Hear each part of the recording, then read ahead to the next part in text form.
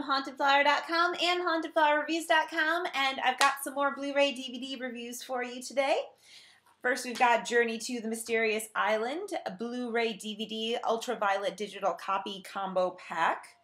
Bob's Burgers, the complete first season, which is 13 episodes. And American Dad, Volume 7. Let's start with Journey 2, starring Dwayne Johnson, The Rock. Also has Josh Hutcherson, Vanessa Hudgens, and Michael Caine.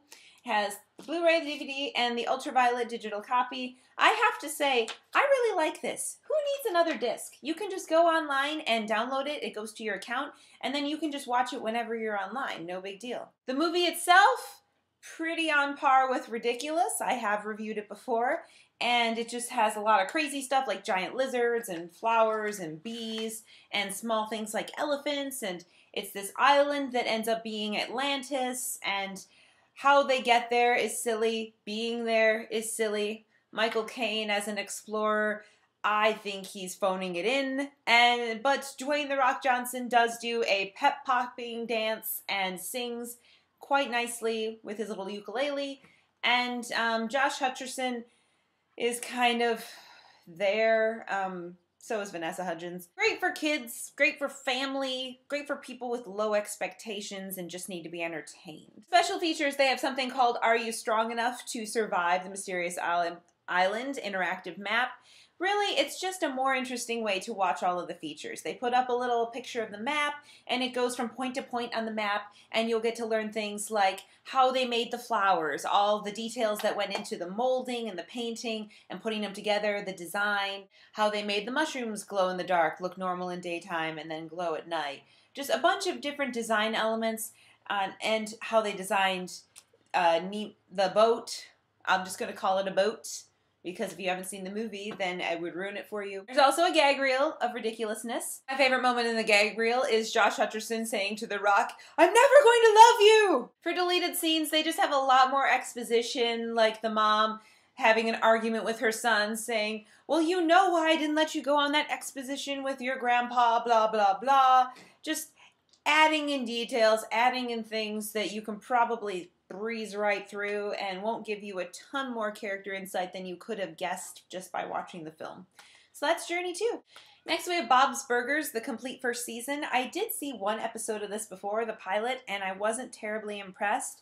As I watched more of it, I enjoyed it more. There's only 13 episodes on 2 discs, and it was just more funny than I expected it to be. The voices are very funny. I really like the deliveries, particularly from the father. The wife's voice gets a little annoying and grating because it's kind of this Jersey thing. The premise is that this family has a burger shop downstairs and they live upstairs. And the father runs it with his wife, and for many years they've sacrificed just for this business. And, you know, in the pilot episode, he forgets her anniversary. In a later episode, he tries to hide from his mother-in-law by sticking himself in the walls of the building. These are the types of conflicts that they have. Or a health inspector coming in, or putting up all these inappropriate paintings on the walls and having to deal with that. Son is really annoying and just makes a lot of loud noises. And this daughter, who wears these bunny ears all the time for some reason, is a very manipulative, devious child who feigns innocence, but really kind of plays pranks that are kind of bad.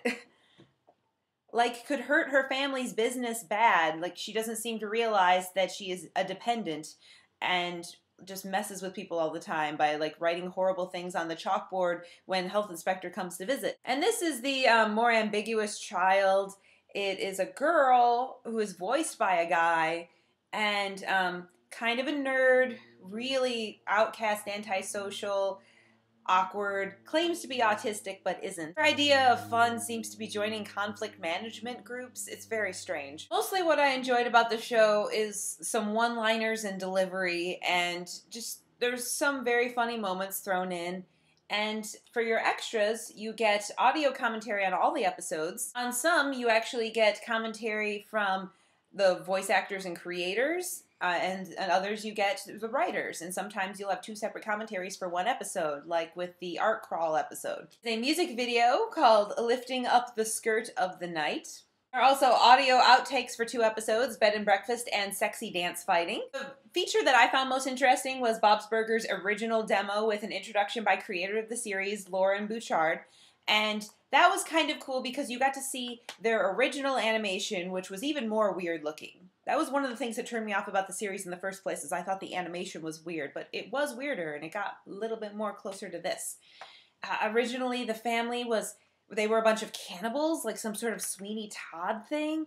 And originally this character was a boy, and there were just a lot of things that they changed going from the original concept to where it ended up. And then you get to see the whole first episode as it originally was before they made it for this.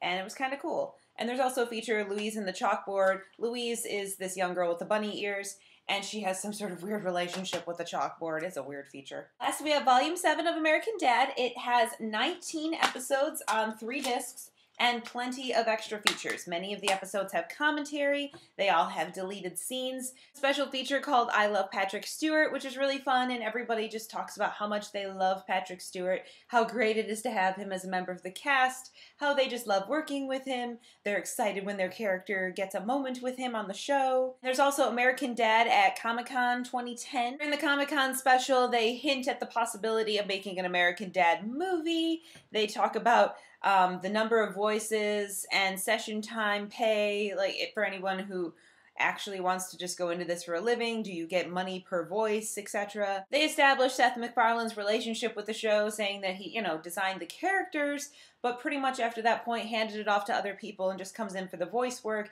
that American Dad is its own separate animal from Family Guy, and they do the writing and stuff. He just kind of stops in to help out, and it isn't really his baby anymore like Family Guy is. It has about a 15-minute running time. They have like an intro where they're like, yay, it's a great turnout here. The weird thing about all these Comic-Con panels on DVDs is that you never see the audience, ever. So I never know what a great turnout is. Is a great turnout 30 people or 300 people or 3,000 people? One of the examples of episodes that you'll get in here will be, daughter Haley running away with her boyfriend and tricking her dad into giving them money. Steve being cloned and raised separately by both parents and how that results. Haunted house episode, there's a guest star with Hayden Panettiere where she has an imaginary doll friend and Steve is totally into the girl. And there's an episode that really kind of bothered me because it was very much an episode that I swear was in Volume 1. It's just a premise that Francine gets hypnotized every year to forget the undesirable things that her husband doesn't want her to remember. And I swear there was like a brainwashing episode, the very first season. May have been within the first few episodes. So that seemed like a recycled idea to me. Kind of a launching off point to show that she forgot about her career as a comedian making racist jokes about Asian people. An episode that's a takeoff of She's All That with Roger the Alien making Steve cool. Thanksgiving episode where Stan tries to make his brother feel bad and feel poor, and then it turns out that his Native American brother is totally loaded. A lot of the commentary you'll hear on the episodes will be about where ideas came from. They'll count out the number of costume changes that the character Roger has. And they also talk a little bit about how the animation is affected by the redrawing in Korea. So you'll get to find out a lot about how animated cartoons are made. Animated cartoons. That sounds like an oxymoron. Anyway, those are my reviews. Thank you for watching. I'm not sure which you would like best based on this. I would personally pass on purchasing all of them. Thanks for watching my review. I hope you'll join me next time. Bye-bye. If you like this review, go to my site at hauntedflowerreviews.com. I also have a podcast on iTunes. Please leave me ratings and comments. Also, we have a store, hauntedflower.com, where you can find the best online apparel and accessories from movies, TV shows, anime, and more.